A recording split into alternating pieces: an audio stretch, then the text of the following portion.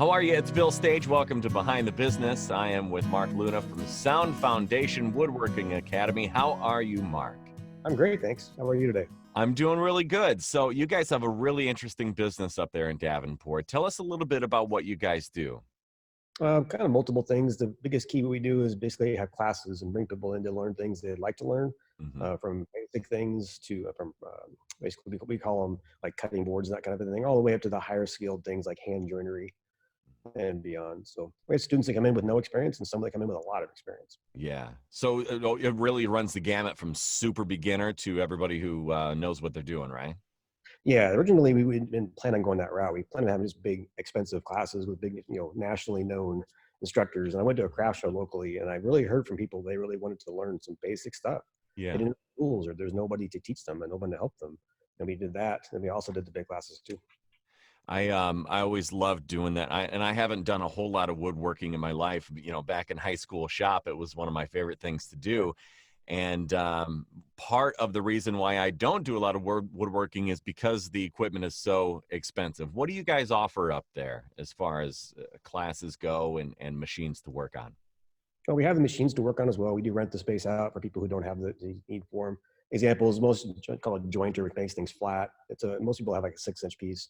We have a 16-inch one. So we have a lot of things that people don't have that they really could use. But then a lot of our classes, we teach a lot of hand tool stuff. Mm. And you can watch that on YouTube and you can do all those do-it-yourself things. But there's a difference when you come in and realize there's something you need to do first. Mm-hmm. A nice lady came in and wanted to build a mantle.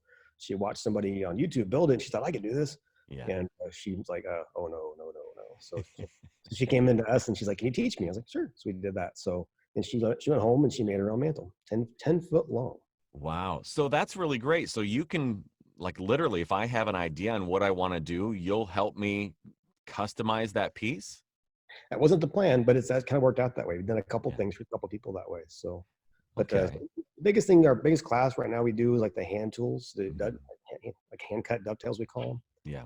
People don't know how to do that. It's hard to look at YouTube and you can watch it, but it's different having somebody actually help you do it. Yeah, yeah. And hands-on in this kind of environment is definitely key. Yeah. What do you think is the biggest benefit to somebody learning how to do this sort of thing? For us, it's just understanding, like examples. I had a gentleman come in and did a Morrison tenon class with us. Morrison tenon is a type of joint. Hmm. He already was an outstanding woodworker, but he didn't know how to do some joints like that. Hmm. And that kind of a joint will take you from a very beautiful piece to a beautiful piece that will last you 200-300 years. Right. So understanding not only how to build it, but also understanding how to take it that next level. And so Hmm.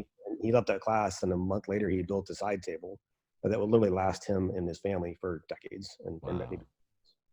So So it's a lot out of it. yeah, that's really interesting. And we've got a piece, a table that's been in my family since my great grandfather had it.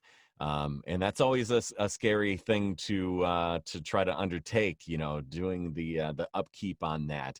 What's a good piece of advice for somebody taking on a project in their own home? Knowledge is power. Knowledge is power on many levels. First of all, mostly safety. We talk safety here a lot. I'm a very poor guitar player, but I like to play guitar, and I take my 10 fingers very seriously. And Mhm. so I can't play with 10. I don't need 9.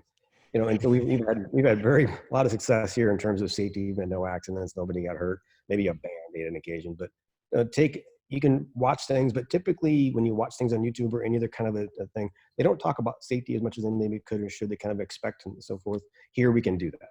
We can show you safety and we can understand that. When I watch some of the woodworking shows on TV and whatnot, a lot of these tools have been, it seems like they've been around since the cavemen. Does technology play a part in what you guys do? It does at times. We had a fun. I don't think woodworking is competitive. It's very basically cooperative. Hmm. But one gentleman and I had a little fun. We were talking hand tools, and he thought that a router would make better joints and faster joints than you could by hand. And so he Hmm. and I raced, had a little fun. And so there is technology. You can use routers and different machines to improve. But also you can take the old tools they used for 300 years, Hmm. and built everything, for all of America and everywhere else, and do the same thing. And in my case, we did 6 boards but I had already finished the 6th board before he had finished setting up the router. Wow. And it was done actually better. So you can, and not just me, I'm not that great compared to a lot of my instructors, Yeah. but you can do it. And we do the technology, we have the pieces, we use them. But also when it comes to really making something making something yours, using a hand tool is an amazing thing. Yeah, and that's a different mindset than a lot of people have these days. A lot of it is, I'll just buy it and it'll last me for as long as it'll last me, and then we're in kind of a disposable society. What would you like to see people get out of the classes up there, or just the Sound Foundation in general?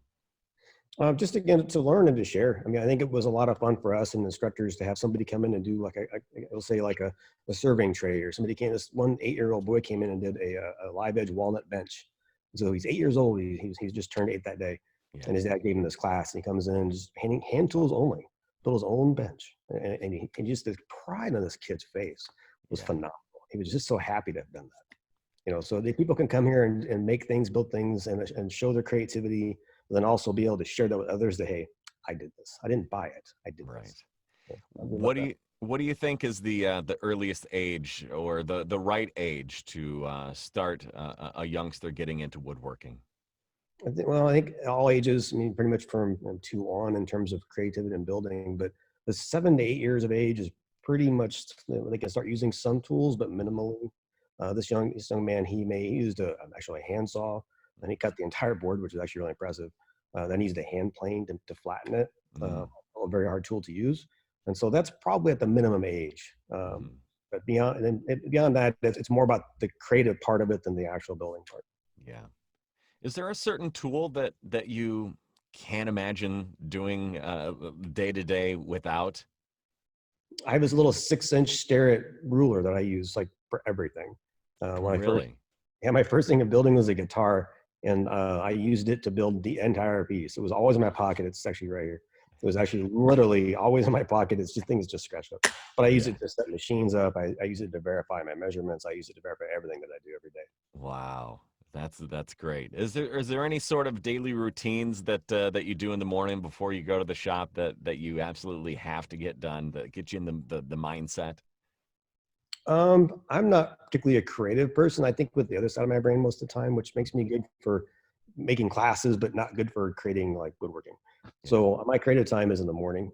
I wake up for whatever reason, and that's what I kind of am able to. Before I get out of bed, I just think about what the day and how's the day going to go, and I'm building a cutting board for a friend right now, and I knew she wanted something unique, and so that was my time to kind of get that decided. You say you're not a creative person. I think of woodworking as being super creative. How does that work with, you say you're more analytical? How does that work in woodworking for you? Sometimes great, because I don't try to recreate the wheel. Mm, My creative side can tend to want to build something that maybe not attainable in reality. right. The analytical side helps me make whatever it is that I do want to build a reality. I can Mm, actually accomplish that. And so, like the guitar is a good example. That was a creative, crazy idea to even attempt that. But right. oh my gosh! But in the end of the day, I didn't create it. I just copied somebody else's that I wanted really badly. Yeah. And so it's a beautiful thing, but it was actually wasn't my creation, and I built it, but it wasn't my an idea. Gotcha. I just cloned it. So, you guys you mentioned bringing in some speakers and some teachers and whatnot. Can you give me an example of some people that you've brought in, and also maybe some people you're looking at down the line of people you can bring in for teaching woodworking? We got a list of people. There's some different people we've gone to different conferences and met with. One is a lady named Ann of all trades. She's on Instagram. She's got about 1 million followers, and she's very much into handworking. Mhm. The person I hope to get the most, I'm still trying, is a guy named Christopher Schwarz. He's an amazing woodworker, and he's actually one of the people who has no idea about this, but he inspired the school, and he Uh, actually helped me get the school started, and he probably has no idea he did that. But then there's a couple different ladies that do some wood turning we like to get in. I've already got 2 instructors here locally that I love having come in, Matthew Johnson and Dennis Hurd. Both come in and are well known in the community and great craftsmen. how did Christopher inspire this school? I'll make that as short as possible. Um, Okay. I went to a thing called Handworks in Amana, Iowa, years ago. It's the biggest hand tool show in the world. Hmm. And I didn't know that, but I went there and I just finished this guitar. And I went there and I was on a line for whatever reason. I didn't know why I was on a line. I was on a line. And the guy handed me a book. I'm like, oh, okay, cool. He says, well, what do you do for woodworking? I said, well, I built a guitar. He said, well, no, what else do you do? I said, no, I built a guitar. He said, no, you did something else. I said, no, that's all I've done so far. I'm here to kind of learn other stuff. Yeah. And he's like, no, you don't do that first. I'm like, well, no one told me that, sir. So, and we talked a little bit and I showed him a picture and he was just like, okay, that's awesome, but weird. And so he said, well, do you want me to sign the book? I'm like, sure, you can sign it. And I walked away and to the lady to pay the lady. And I said, who's that I just talked to? She's like, that's Christopher Schwarz. I said, who's he? And laughter. There's hundreds of people listening to this laughing at me like he's the author of that book. Like, oh. But I later talked, he overheard that. And then later he came and talked to me a little bit about what I was doing there. And he recognized a passion for teaching and learning instead of what I thought I was going there for, to learn how to sell hand tools. Hmm. He went there and he saw that I was more interested in teaching and having a school. Oh, that's great. So what was the first step in building this school? Um, Courage. It's not something that's been done. There's no models. There's no way to decide what's going to work. We've changed everything since we've been here. We've modified everything, modified classes, how we do things, how we structure everything. Hmm. It's been a bit of a challenge, Yeah. but it took a lot of people helping. I'm a lot more. I'm kind of used to doing things on my own, and this was not possible in the school. It Yeah. definitely takes a cooperative effort. Yeah. Yeah. I would imagine. So obviously, with all the COVID stuff, you guys, I'm sure have. What have you what different things have you done to because of all this? Have you closed up shop, or are you just limiting class sizes? What are you doing? We closed up the shop. I think that was probably a mistake. We are still selling hardwoods, so like if you want to buy hardwood, you can call me and I'll set it outside and work it out that way. But not done quite a lot of that right now. But Hmm. the classes itself, I probably jumped too fast Yeah. and shut them down. We got a big school area, so the benches themselves are 15 feet apart. Right. It really wasn't that big a deal. But the concern was touching machines Hmm. and that kind of a thing. We didn't know what the timeout spread, and so I shut it down pretty early. Yeah. Uh, but I think I'm not going to say it out loud, but we're thinking of opening up later, fairly soon, Yeah. because it Yeah. shouldn't. I think it's something that as long as we limit class size, Hmm. we take precautions. I mean, we wear dust masks all day long anyway. What do we care? Right. So it's not that big a deal. But Yeah. we can. I think it's something we can get back open in the next probably month and a half. Well, that'd be great. That'd be great. So if people were interested in checking out Sound Foundation, what would be the best way to go about that? Right now, probably actually call me or go to the website. We're doing the website right now because of the changes, and so we're doing things here kind of crazy. We're building plyometric boxes for people to Hmm. build home gyms. We're building things right now for people that are calling me and saying, "Hey, can you build this for me?" So Yeah. we're doing a lot of that. But the website kind of goes over some of the classes that we will have. It goes over what we offer. Hmm. It goes into the Instagram and Facebook page, that kind of stuff that you can go to and just look at the projects that we build.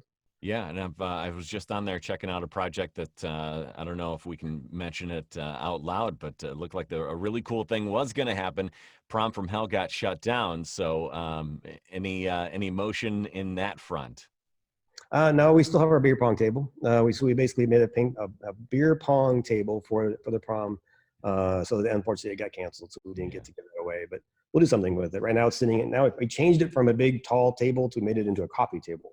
Mm, So now it's more like a kid's ping pong table. So yeah. we kind Well, of it worked it. looks beautiful. So Live edge walnut piece is really pretty piece of wood. It's gorgeous. yeah.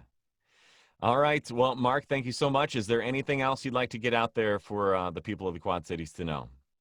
No, stay busy. And if they have questions in terms of woodworking or need wood or anything else, just get a hold of us. We literally answer phone calls all day long Okay. about, hey, I need to do this and so on. And how do I do this? And we do it Yeah. all day.